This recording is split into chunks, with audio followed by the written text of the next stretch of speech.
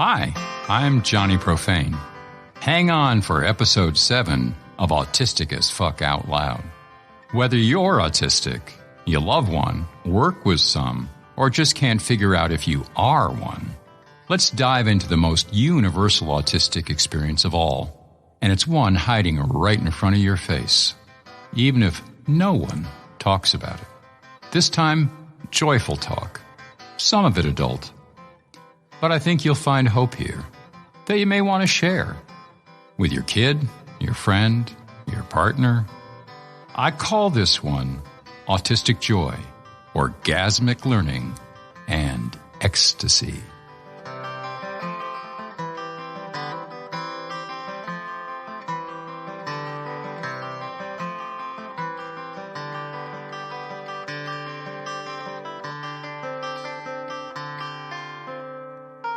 What the fuck was that? Okay, so I'm in 4th grade, Catholic parochial school.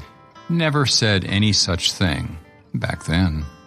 But it's a precise transcription into adultese of what I felt.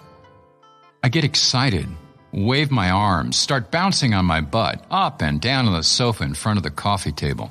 I'm breathing hard, gasping, I shudder, and I moan. A weird, high, pleasure-pain moan. My head snaps back, my eyes close. You know, like good sex. That first time. A flash of bright white light. My eyes jerk open, but I can't see anything through blinding fog. Slowly the room fades back into focus. That's the day, the exact moment, autisticasfuck.me got addicted to learning. I mean, hardcore, dope sick, sell your dog to get well, learning junkie. 'Cause after 2 hours alone, frustrated, pulling my hair out and staring at the follicles anxious, trying to wrap my grade school brain around binary numbers, it suddenly snapped into place.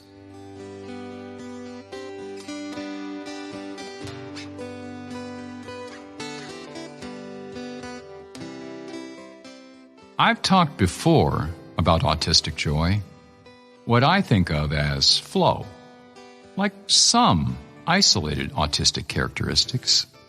It's a lot like what many humans experience, amplified, and turned just 5 degrees toward different. Today, let's talk about something similar, the unique joy many autists feel learning, specifically something new. And I don't mean school learning. I mean exploration on your own. Teaching yourself. If you've ever known an autistic child or adult, for sure you've witnessed it. A kid jumping up and down, waving his arms, repeating the same phrase over and over, giggling in a library, knowing he must be quiet. But he just found a new book filled with detailed illustrations of Gigantoraptor. And they got the feathers right. He's gonna explode. Junior high was full of names for it. Nerdgasm, spaz out, geeking out, being a dweeb. Hell, everybody's favorite 80s dork movie, Weird Science. A third of the dialogue mocks autistic behavior. Hollywood, always such a keen eye for marketable, offensive stereotypes. But I digress. I gotta finish my story.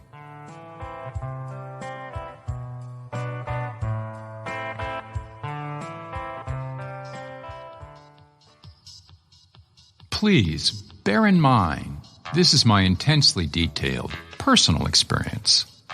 And as I go into later, different groups of autistics may experience things way differently. But for now, it was just after my 10th birthday, 1963. I pestered my parents for weeks for one present, a Digicomp 1. It was a real, functioning binary computer. made from plastic, that you cranked, by hand. I had to have one. See, I read Boy's Life magazine religiously. I was a Cub Scout, pretty bad at it, never even made tenderfoot. But after Timmy joined up on the TV show Lassie, well, Boy's Life became my Bible. It's where I first read Ray Bradbury. Anyway, they had a full-page ad on this mechanical computer, and I always found arithmetic boring. It was just stupid memorization. Zero interest always equals zero effort throughout my life. Don't get me wrong. I tried hard to conquer every task handed me. Always did. I was driven to be a good boy, to please parents and teachers. But I have never been able to fight my nature, no matter how good my intentions. I fight my nature always wins. If it ain't interesting, I can't do it. Born that way, a lot of autists say the same. Anyway, we had just begun Base 8 arithmetic in school. All the rage for a year or two, like all the other 17 incarnations of new math since then. 'Cause programming, the career of the future. And everybody knew modern computers thought in Base 8, which they did for a few years. I was a bright kid, targeted as gifted by test scores. But I could simply not make the switch to Base 8, except through grinding memorization. Sort of like the multiplication tables were for me at first. And I hated them. Mindless. Until I realized one day I could play tricks. Sneak up on answers easier and faster. Say 9 times 7. It's really just 10 times 7. Minus 1/7. So it's not 70. It's really 63. I created dozens of mental tricks over the years for doing squares like 97 times 97 in my head, or estimating my way into precise answers to long division. Lots of tricks. If I could make a game of something, it was fun. Learning from a teacher? Not so much. Honestly, I've never learned well from other humans. I'd rather steal from their example or invent something for myself. But I could not think my way out of the switch from counting 1 to 10 to counting 1 to 8. I could memorize a process, but not understand it for some reason. Total block for weeks. So Digicomp was my Hail Mary pass. I'd get the computer, program it, then polish off my homework without suffering. Get parents and teachers off my back. More time for my paramecia growing from pond scum, or squeezing out maximum altitude from my pump-action water rockets. You know, cool stuff. So here I am, sitting in front of my last hope, my own real computer that I put together on the coffee table. But it actually takes work to understand and program it, even if it did come in a game box. More work than Base 8 was in the first place. Throbbing headache, tight nausea. I start beating my temples with my fist. I can't believe this.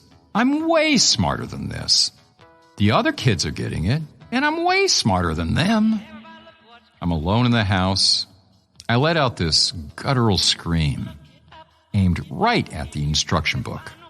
It felt personal, like someone was doing this to me on purpose. I'm looking at 4 sets of 1s and 0s. 001, 010, 100, and 111. The 1 means 1. Okay, got that. But add 1 plus 1, and you get 10, which really means 2. The 100 means 4. 111 means 7. And somehow, this relates to base 8 and is going to do my homework for me? Then a curious thing. I sneak up on the 10 and remember the old memorization routine of carry the 1. So I take a 1. If I add another 1, it won't fit in the first column, so I carry the 1 into the second column. And the second column 10 is really a 2 on Bizarro Binary World. So 11 would really be the secret identity of 3. Whammo! The light bulb goes off like a firecracker in the top back of my head.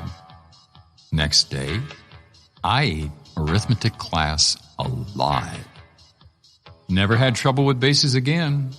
Binary, octal, hex. Went on to briefly program basic assembler code on 360s as a summer intern for IBM, which I also taught myself.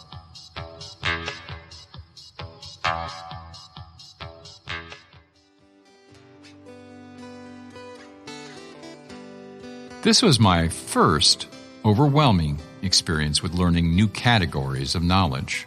In other words, something I'd never seen before. I've talked with other autists, sometimes similar stories, less intense maybe, but that internal craving for learning something new, pretty much every autist I've ever met so far. And in many ways, as exotic as it may sound, it's what every human experiences, just amplified and twisted about 5 degrees into the weird. The basic idea? You are hardwired for joy. Autistic or not, every good thing you do, eating, sleeping, shitting, making babies, helping an old lady cross the street, solving problems, and learning something that's useful to you, comes with a little shot of joy juice, nature's reward for a job well done. I won't go deep into the neuroscience. Don't got the chops. Plus, old as I am, I've watched every new scientific model for mental processes go through its fad, then fade. So I'll mumble about the interrelationship of neurotransmitters like dopamine and neuroplasticity, the growth and change of adult brain paths. But a few real-world examples, they'll remain in fashion long after some whiz kid co-authors a paper titled, "It's more complicated than that." You know that rush when the right jigsaw puzzle piece jumps out at you? After you search an hour? That time you finally won a contest? Eliminated the last false suspect in Clue?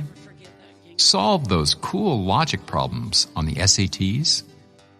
Hell, for me, any multiple choice test, IQs, the Ways, GEDs, every question, one bingo after another. High on dopamine. Orgasmic. So, maybe I never experienced that moment of learning with such clarity and ecstasy again. But each and every time, there's that faint echo, like chasing the ghosts of your first drug high, or first monster roller coaster ride, falling in love. The excited squeaks, flapping hands, jumping up and down. Ecstasy. Like sitting at the breakfast table, talking about the news, repeatedly interrupting my wife, because each thought that swims by in that state is so intensely interesting, so beautiful. I must share it. I know she wants to hear it. She will be amazed, just like me. And I'm totally oblivious that I'm hogging the conversation. Because these aren't even my thoughts. I don't make them. They just pop up. And I must share the joy of them, like a gift, to her. And then I swing 5 degrees into the bizarre, at least for people not used to, autists. And I am so lucky to have met another human who can put up with me. Just to love me, I led a rough life. Look, not every autist experiences this pleasure the same way. I am gradually learning how being autistic with strong but undiagnosed ADHD tendencies differs from other autists without those tendencies. We all share differences from most humans: social interactions, communication style, and then there's the strong focus on personal interests. But in many other areas, we may be way different. This is a rich topic, covering executive functioning, physical awkwardness, many others, and may explain a great deal that confuses non-autistics and autistics alike. Like why so many autists are drawn to science, technology, engineering, and math. STEM. And tend to be concise and literal. At the same time, so many others become poets, artists, musicians, thriving on nuance and ambiguity. I experience thinking as a language of images, sensations, feelings, and metaphors, more than words, sentences, logic, symbols. And I process thoughts almost like manipulating physical objects. Numbers are like blocks that snap together, fitting like Legos. Music, in my mind, vines and intertwines on itself in space. A lot of colors. I remember language more clearly when I handwrite or make notes in book margins. Things I can touch or imagine I can touch are most real to me. To some autistics, some of this will sound familiar. Like, doesn't everybody? To others, it may sound like mental illness. Juggling symbols may be their thing, and maybe they don't trust feelings as much as reason. Artists versus scientists. Director Tim Burton might be autistic. He made Edward Scissorhands and The Nightmare Before Christmas. Physicist Albert Einstein might be too. He made Relativity and shows up on the Brainy Quotes website a lot. It's possible they both might understand when I say, I learn differently than other folks. I need to understand. I need to co-invent. If I don't understand something from the inside, it doesn't exist for me. I learn new categories of knowledge slowly, like my problems with base 8. Learning to read a clock was a struggle. Somehow this round toy that moved when you weren't watching had something to do with time, which I measured by how much fun I was having, not numbers. And then there was switching to digital clocks, still seeing the moving hands in my head. A tough switch in cognitive models for me.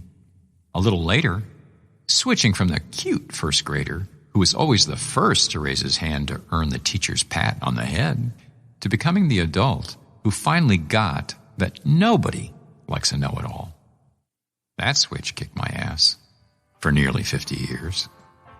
Once a new area opens up to me, I seem to associate the skills and concepts with other knowledge more rapidly than most folks, what they call thinking outside the box. So once understood, I may apply skills and related concepts across allied fields quickly. Take music, art, literature. Rhythm, texture, line, shading, repetition, variation, direction, structure. Really, it's all pretty similar. For some, it's the same with math. The joy of learning could be the same for autistic astrophysicists as for autistic guitarists. How we explain the ecstasy to ourselves and others differently. I thought I'd end on an important side point. I write about childhood experiences a lot, with purpose. First, it's a great meeting ground for parents of autistic kids and adult autistics. When we share notes, childhood memories, experiences, and our thoughts on them, you get a peek into that mysterious world your autistic child inhabits. The joys, the wonders, the fears, the challenges, the victories. And I've come to believe childhood was the last time I was happy, at least as a natural autist. So as I struggle to unlearn all the cultural norms that made my young life miserable, because they required behavior I'm simply not capable of. As I fight to throw off all the masks, become comfortable with the darkly secret quirks I once felt forced to hide, I turn again and again to my earliest memories to recover my natural joy that I was hardwired for. Maybe you were, too.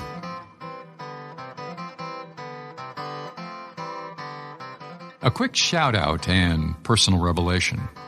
Thanks to my Twitter pals, Slick Vic and Small Bob, for their generosity of spirit. See, when I have time to compose my thoughts, I can sound pretty smooth. But in real time, I'm nothing like a podcast. Specifically, I'm terribly socially awkward. Say the darndest things. During an in-depth tweet storm about the Catalan language, Slick Vic's native tongue, I said some ignorant things. Great-souled autistics that they are. They taught me a lot. Gently. Thanks, you two. Want to know more? Check out my posts, paintings, poems, music, and politics at www.autisticaf.me. And if you enjoyed this episode, please share it on social media. Or better yet, send it directly to a friend. Who cares?